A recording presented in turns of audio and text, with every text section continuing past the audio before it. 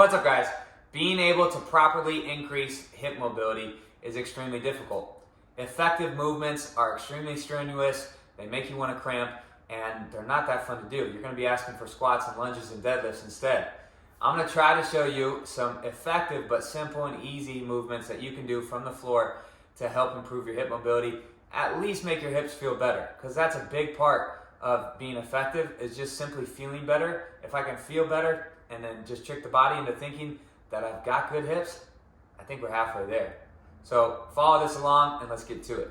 All right, pop down into just a seated position, not 90-90. Single leg though, what I want to focus on is getting as much rotation out of my upper leg bone as possible, out of this femur. So as opposed to moving the lower limb or thinking of moving the lower limb, thinking of the end result, think of what's happening up at the hip joint, okay? Think of the pelvis and the femur, that bone going into the pelvis and really rotating there. That's what I want you to do to be effective here in this stretch.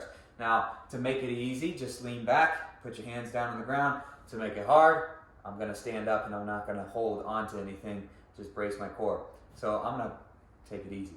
So right from here, all I want you to do is externally rotate. So I'm opening up that femur, I'm rotating it outwards, and I'm gonna bring it into a single leg 90-degree stretch and try to lift it all the way up and then place that knee down. So I've got this 90-degree angle there. I'm gonna lift up the whole foot, the whole leg, and I'm gonna think of rotating internally. Here, I'm gonna have to move my upper body around, and I'm just gonna internally rotate that hip and place it on the outside 90 degrees, back and forth about 5 each. Lift it up, rotate from that hip, back and forth. Super simple. Lift up the hands. To make it more difficult, to use your core more, I'm going back and forth. We're just exposing this hip to as much range of motion as possible, all with active range of motion. Again, focus on that femur rotating in that pelvis, not necessarily just moving the shin bone. I can move it really easily like that, but I'm not really thinking about it and really getting all of that motion from the hip. But if I think about the femur rotating, I get more out of it.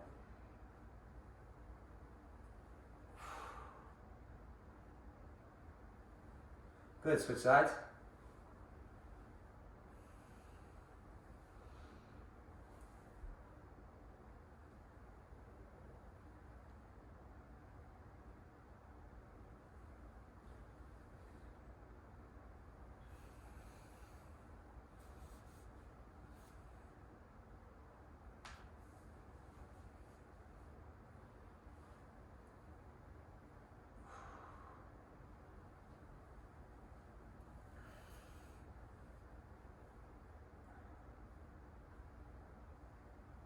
Last one, down and back.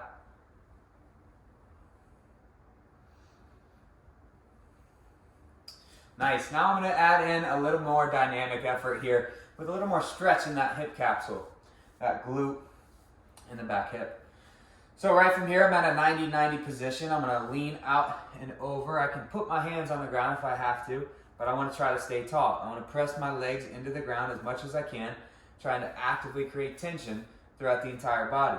Falling out over, not collapsing at the chest, staying nice and tall. Picking up my hands for more effort. Then from here, I'm gonna lean forward, hands on the ground for easier, lifting off with no hands for harder. I come into this half kneeling position, groin stretch, sink down, take a deep breath in. Exhale. Coming back to that 90-90 position. Use your hands if you need to. I can simply freaking put my hands all the way on the ground and I'm gonna lean back, and now I'm back in that 90-90 position, or keep your hands off the ground for a more advanced version. I'm gonna show you no hands on this next rep. The third rep, I'm gonna show you hands. So here we go.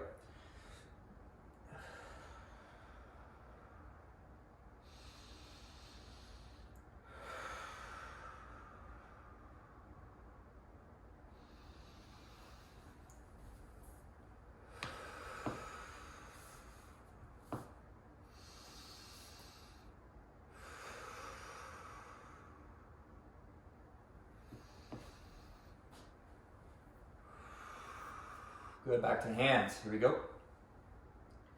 Just means I've got a little more leverage, I've got a little more balance. I'm able to use my arms to press out into a further lean. Still pressing down with everything I've got.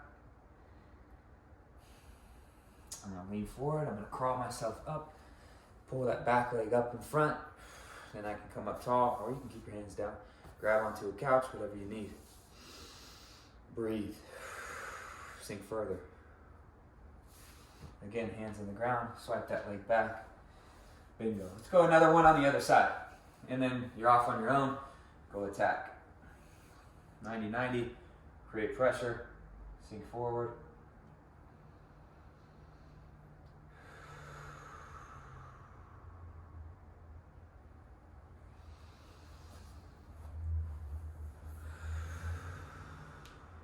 Inhale.